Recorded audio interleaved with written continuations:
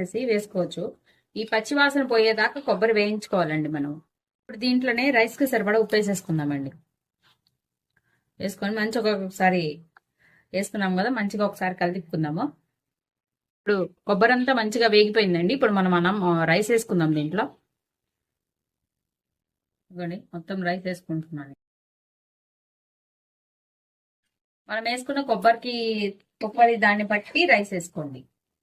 సన్న మంట పెట్టుకోండి, ఫ్లేమ్ తగ్గించుకొని పెట్టుకోండి అండి. అన్నం అంతా ఇట్లా మంచిగా కలిసేటట్టు కలుపుకొని మనము రైస్ కొంచెం క్రంచీగా తెచ్చుకుందామండి.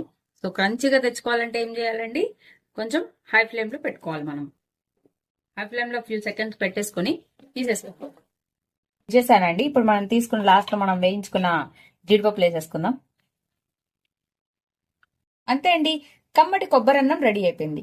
ఈ వీడియో కనుక మీకు నచ్చినట్టయితే ప్లీజ్ లైక్ చేసి, షేర్ చేసి, సబ్స్క్రైబ్ చేసుకోండి. Thank you for watching Sravya's recipes.